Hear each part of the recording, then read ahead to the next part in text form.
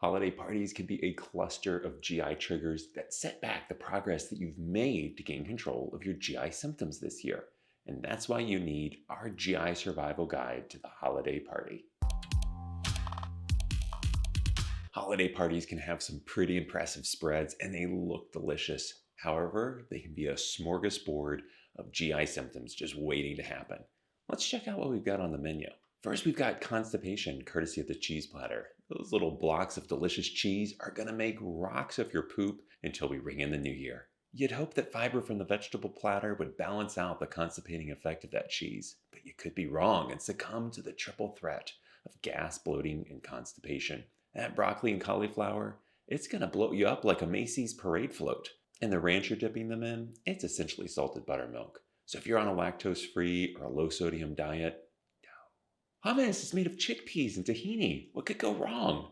So much. Because those chickpeas are chock full of fermentable oligosaccharides, which are a disaster for your irritable bowel syndrome. So what to do? The fact is, so many vegetables cause gas because they're rich in complex sugars, like raffinose. Just sounds complex. I could barely say it. And your intestines don't know the first thing of what to do with it. So that all reaches your colon untouched. But the bacteria in your colon are much more creative, and they can break down with their own digestive enzymes. And that creates methane gas. While radish, carrots, and celery also tend to cause gas, they are much better tolerated than some of the cruciferous vegetables like broccoli, cauliflower, and Brussels sprouts. Celery and cucumbers are mainly water, and they're generally going to be pretty easy for you to digest. Tomatoes are often feared by people with GERD, but the real culprit is marinara and barbecue sauces, those rich concentrated tomatoes. Popping a few tomatoes off of the vegetable platter and into your mouth, I think that'll go over just fine. You can also find refuge at the fruit platter, but be careful. Watermelon has a high amount of fructose compared to other sugars, and cantaloupe generally is a low FODMAP item, but in excess, it has too many fructans to be well tolerated by some people with irritable bowel syndrome. A charcuterie board, how gourmet! And how likely to cause constipation with its rich selection of fatty, salty cured meats. When you ingest this much fat, it can exceed your body's capacity to absorb it, and that unabsorbed fat is going to again reach your colon, where there are bacteria that just love exactly these kind of fatty foods.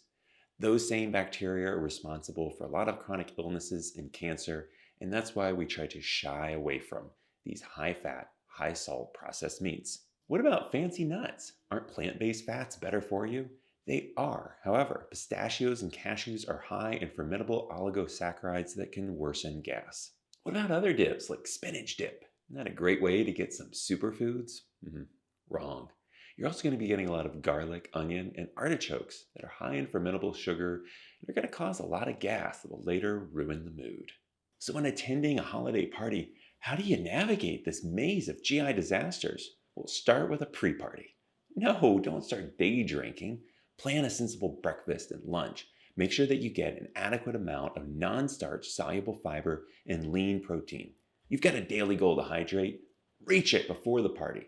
Make sure that you're having an adequate amount of water early in the day. And if you're a person who's prone to constipation, throw some Miralax in that early to get ahead of those blocks of cheese. Plan to exercise before the party. Go crazy. Do some hot yoga in an ugly Christmas sweater. And when it's game time, put on your party hat and grab a bottle of water to make sure that you have one handy on your return so you continue to stay hydrated after the party. Once you're at the party, approach that holiday spread with confidence. Fill your plate up with a generous portion. Mainly fill it with fruits and vegetables, but choose a few indulgences too. It's a party. But anticipate that you're not going to have any more than 2 plates.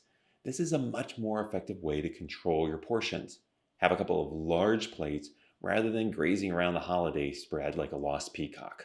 Holidays are a stressful time of the year. Our schedules are cram-packed. There's all these obligations from family and friends, and year-end pressures makes work challenging. Stress worsens GI symptoms, and while emotional stress does not cause stomach ulcers, it certainly does disrupt the usual movements of your GI tract, worsening symptoms of irritable bowel syndrome and GERD.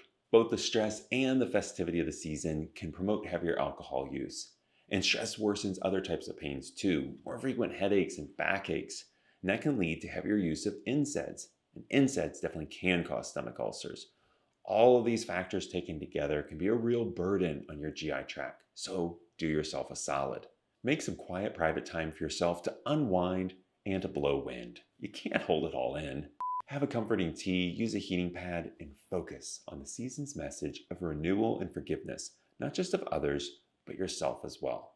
I hope you found this helpful. 'Tis the season for sharing, so if you did find this helpful, please share with others. Thank you and be safe.